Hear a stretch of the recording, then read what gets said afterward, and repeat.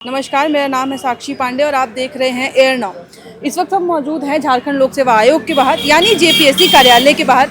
अमूमन जब हम इस जगह पे मौजूद होते हैं, मीडिया वाले पहुंचते हैं, या तो कारण होते हैं कि छात्र जो हैं वो प्रदर्शन कर रहे हैं, या तो जो विपक्षी पार्टी है वो यहाँ पे आके घेराव कर रहे हैं, प्रदर्शन कर रहे हैं। और इस बार लेकिन यहाँ पे मौजूद होने का आने का कारण ये है कि सीआईडी जो है वो अंदर जांच कर रही है। उन्होंने रेड मारी है कार्यालय में, और रेड का सबसे बड़ा मुख्य कारण ये है कि जो 14th जेपीएससी है जिसको लेकर विवाद शुरू हुआ था, कंट्रोवर्सी ये थी कि जब से उसका रिजल्ट जारी किया गया था तो उसमें कई अनियमितताओं का जो है वो आरोप लगाया गया। जैसे कि ओएमआर शीट की बात की जाए, या फिर जो सदस्य होते हैं रिजल्ट जारी करने से पहले जिनके सिग्नेचर हस्ताक्षर चाहिए होते हैं उनकी बात की जाए, उनके भी हस्ताक्षर नहीं थे। और जो ओएमआर शीट है उसमें धांधली की गई थी, यानी कि इस 103 पदों के लिए एग्जाम निकाले गए थे जिसमें 2204 छात्र जो है वो पास हो गए, लेकिन बिना किसी रिकॉर्ड के, बिना किसी घोषणा के रिजल्ट जारी कर दिया गया था, जिसके बाद से विवाद लगातार बढ़ने लगा। और जैसे कि मैंने कहा कि जब भी हम इस जगह पे, कभी भी ऐसी जगहों पे आते हैं, तो सबसे बड़ा कारण ही ये बन जाता है कि गड़बड़ियाँ हमारे देश में, हालात अब इस तरीके के हो गए हैं, इस प्रकार के हो गए हैं कि बिना गड़बड़ी के कोई काम हो नहीं पाता। और जब गड़बड़ी का पता चलता है उसके बाद विवाद बढ़ने लगता है। जंतर मंतर पे जब हम देखें, वहाँ पे भी स्थिति यही चल रही है कि एजुकेशन सिस्टम पे सवाल खड़े किए गए। और यहाँ पे झारखंड में भी फिलहाल यही एक बहुत बड़ा मुख्य कारण था। 14th जेपीएससी का रिजल्ट जारी किया गया, तभी से विवाद बढ़ने लगा।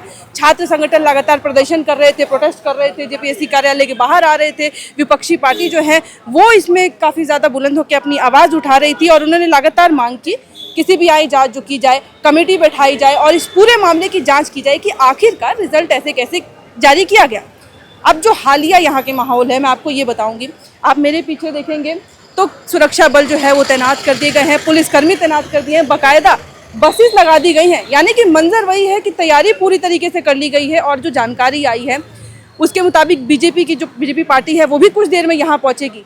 लेकिन इसमें सबसे बड़ा अपडेट ये था, मिली जानकारी के अनुसार अंदर एक अधिकारी जो इस पूरे प्रोसेस में शामिल थी उनको भी है तलब किया गया है। जब सीआईडी जांच के लिए पहुंची उससे कुछ देर पहले, कुछ घंटों पहले मैं कहूँगी कि वो टीम पहुंचती है, उनको भी तलब करती है, क्योंकि उन पे भी शक था कि जो ये पूरा घोटाला हुआ है कहीं ना कहीं उनका भी हाथ किया जाएगा। और इस दौरान जो वो यूनिफॉर्म में नहीं थे, सिविल यूनिफॉर्म में थे। क्योंकि जिन महिला पे, उनका नाम अभी सामने नहीं आया है, जो अधिकारी थी, उन्होंने ये दावा किया कि हम पुलिस के साथ नहीं जाएंगे, तो फिर सिविल यूनिफॉर्म में लोग आए, उनको अपने साथ लेके गए और यहाँ से जाने के बाद डायरेक्ट उनके आवास पर पहुंचे हैं। वहाँ पे भी छानबीन की गई है, वहाँ पे रेड की गई है, हर चीज़ की जांच की गई है। और फिलहाल इस वक्त पे वही जांच इस कार्यालय के अंदर भी चल रही है। तमाम दस्तावेज, जो भी डिजिटल डॉक्यूमेंट्स हैं, कंप्यूटर बेस्ड इन्फॉर्मेशन है, वो सब यहाँ पे खंगाले जा रहे हैं। यानी कि A to Z इन्फॉर्मेशन, जो ये 3 गड़बड़ियाँ बताई जा रही हैं, ओएमआर शीट की रिजल्ट घोषणा करने की जो प्रॉब्लम्स बताई जा रही हैं, इश्यूज़ बताए जा रहे हैं, उनको लेके सारे दस्तावेज खंगाले जा रहे हैं। यानी कि जेपीएससी का जो क्वेश्चन पेपर से लेके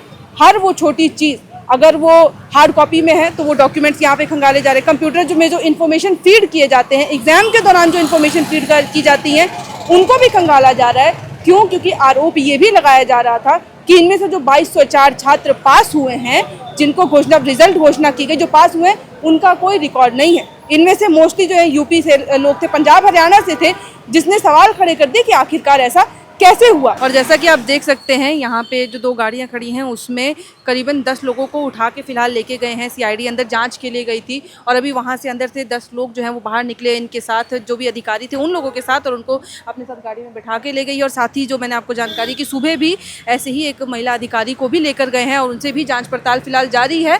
यानी कि पूरा जो विवाद है वो लगातार बढ़ते जा रहा है। जिस तरीके की पूरी ये कार्रवाई की जा रही है, सीआईडी आती है, रेड मारती है, यहाँ पे पूरी जाँच पड़ताल करती है, जो भी डॉक्यूमेंट्स से खंगालती है, और फिर कुछ देर बाद जब बाहर निकलती है तो पहले तो खाली हाथ सिर्फ अधिकारी गए थे, लेकिन बाहर निकलते वक्त करीबन 10 जो लोग होते हैं वो उनके साथ होते हैं। और वो 10 लोग हैं जिन पे शायद शक जताया जा रहा है कि इस पूरे मामले में जो गड़बड़ी हुई है इनका भी बड़ा हाथ हो सकता है। और अब सबकी नज़रें भी इसी पर टिकी हुई हैं कि किस तरीके से आगे की कार्रवाई होती है।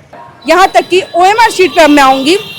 जो ये ओएमआर शीट की बात की जा रही है कि ओएमआर शीट में धांधली थी, धांधली इसीलिए थी क्योंकि मोस्ट ऑफ द आंसर, यानी कि मैं आपको एग्जाम्पल के रूप में संभालूंगी कि आपने क्वेश्चन अटेम्प्ट तक नहीं किया है, आपने फिल भी नहीं किया है, पूरा जो पेपर दिया गया है, शीट दी गई है, उसके बावजूद मोस्ट ऑफ द क्वेश्चन जो है वो करेक्ट पाए गए, और उसके बिना पे, उनके बेसिस पे आपको जो है वो मार्किंग की गई है। और ये मार्किंग जो है, यही एक विवाद का कारण बढ़ा। अभी कुछ दिन पहले आपको याद हो तो बीते मंगलवार को यहाँ पे दुखनी सोरेन भी पहुंची थी, वो भी लगातार समर्थन कर रही थी सारे छात्र संगठनों का, कि उन्होंने भी आरोप लगाए कि अब झारखंड की जो स्थिति है वो स्थिति ऐसी हो गई है कि बच्चों का भविष्य बिगाड़ रही है। और जब भी हम झारखंड में एग्ज़ाम्स की बात करते हैं तो जेपीएससी वो एग्ज़ाम है जिसकी चर्चा बार बार की जाती है, और चर्चा इसीलिए नहीं की जाती है कि बहुत स्मूथली एग्ज़ाम कंडक्ट करा दिया गया, वो चर्चा इसीलिए की जाती है कि शायद कोई ना कोई गड़बड़ी की होगी। बीजेपी ने भी इस दौरान जो है वो भी हमलावर नजर आई है, उन्होंने भी काफ़ी आरोप लगाए हैं। उनमें से एक लाइन जो काफ़ी खड़ करके बैठ गई थी वो ये चीज़ थी कि झारखंड की जो स्थिति है अब वो ये हो गई है, जब भी हम जेपीएससी की बात करें तो समझिएगा जेपीएससी में अव्यवस्था, अनियमितताएं, गड़बड़, घोटाले, छात्रों का भविष्य खराब करना, सिर्फ ये कुछ अहम मुद्दे हैं जिन पे ये पूरा जेपीएससी अब टिक गया है, बेस जो है वो बन के रह गया है। क्यों? क्योंकि हर बार ऐसे होता है, एग्ज़ाम हो जाता है, एग्ज़ाम में घोटाले होते हैं, एग्ज़ाम रद्द कर दिया जाता है, छात्र यूं ही सड़कों पर उतरने पे मजबूर हो जाते हैं। और वही जो मजबूरी है कुछ दिन पहले भी देखने को मिली थी, जितने भी छात्र थे, छात्र संगठन थे, विपक्षी पार्टी के लोग थे, वो यहाँ पे इसी जगह पे मौजूद थे जहाँ आज सीआईडी की रेड हुई है, जहाँ पे हम आज सीआईडी की रेड दिखाने के लिए पहुँचे हैं। हम उस वक्त पहुँचे थे कि किस तरीके से छात्र जो हैं अपनी आवाज़ उठाने के लिए पहुँचे थे। उस दौरान उन्होंने कई आरोप लगाए थे, कई बातें कही थी कि किस तरीके से उनके भविष्य के साथ खिलवाड़ किया जा रहा है। हालांकि देखा जाए तो ये बात सत्य है, हमारे देश में ऐसी स्थिति आती ही क्यों है? जब आप इतनी बड़ी बड़ी वॉर कराने के लिए समर्थ अपने आप को महसूस करते हैं, क्या आप एक एग्ज़ाम नहीं कंडक्ट करवा सकते हैं? क्या आप में इतनी क्षमता नहीं है कि आप एक पेपर बिना लीक के करवा दिए? आज हमारे पूरे देश में, मैं झारखंड की ही बात नहीं करूंगी, आज पूरे देश में स्थिति बस यही है, एजुकेशन सिस्टम पे सवाल उठाए जा रहे हैं।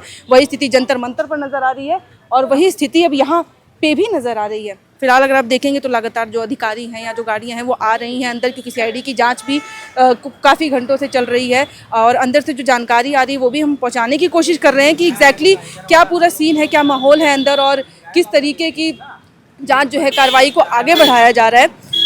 और जैसा कि मैं कह रही थी कि झारखंड की स्थिति है, अभी जब थोड़ी देर में बीजेपी आएगी तो जाहिर सी बात है वो हमलावर होगी, कारण दे रहे हैं क्योंकि झारखंड में कोई एग्ज़ाम नहीं होता है बिना धांधली के, और ये सत्य है, ये मानना होगा। नॉट जस्ट झारखंड, पूरे हमारे देश में कोई एग्ज़ाम नहीं हो पाता है बिना धांधली के, और इसीलिए हर वक्त जांच की ज़रूरत पड़ती है। और अब आगे लेकिन जिस तरीके से झारखंड में जेपीएससी का पूरा विवाद बढ़ रहा है, ये भी एक सवाल उठता है कि अब जब सीआईडी जाँच कर रही है अंदर, तो जाँच में क्या कुछ मिलेगा, क्योंकि वो कट ऑफ भी नहीं जारी किया गया था इस वक्त। एक सबसे बड़ा अहम मुद्दा ये भी था, छात्रों ने आरोप लगाया था कि कट ऑफ भी जारी नहीं किया गया है। एग्ज़ाम रिजल्ट घोषित कर दिए गए लेकिन कट ऑफ जारी नहीं किया गया, और कट ऑफ से भी पहले एक तो रिजल्ट जारी कैसे किया गया? जिन सदस्यों के हस्ताक्षर चाहिए होते हैं वो तो थी नहीं, तो वो कैसे जारी किया? बहरहाल हम यहीं पे डटे हुए हैं, हम भी कोशिश करेंगे कि छात्रों के साथ जो हो रहा है या फिर जो भी आरोप लगाए जा रहे हैं वो उनमें कितनी सच्चाई है और किस तरीके से सीआईडी की जांच अब सामने आएगी निकल के कि उन्होंने अंदर क्या कुछ दस्तावेज पाए हैं, और जो ये जानकारी मिली है कि अधिकारियों को कुछ को लेकर गए हैं और जांच कर रहे हैं। जो भी होगा वो हम आपको समय से बताते रहेंगे, हर चीज़ बताने की कोशिश करेंगे कि झारखंड में इस वक्त जेपीएससी का ये जो मुद्दा है, विवाद है, सबसे बड़ा मुद्दा है और इसमें अभी आगे कुछ बड़ा रुख भी ले सकता है। क्यों? क्योंकि जिस तरीके के अंदर जांच चल रही है, ये भी कयास लगाए जा रहे हैं कि ये मुद्दा आगे बढ़ेगा, क्योंकि सीआईडी की जांच मुखरता से चल रही है, वो लोग बहुत तेज़ी से अपनी जांच कर रहे हैं, उनको भी शक है कि इस पूरे मामले में बहुत बड़े घोटाले होने की आशंका है। फिलहाल इस वीडियो में इतना ही, लेकिन हम यहीं हैं, चाहे बीजेपी भी आएगी जो, वो भी हम कवर करने की कोशिश करेंगे, हर जानकारी आप तक पहुंचाने की कोशिश करेंगे। इस वीडियो में इतना ही।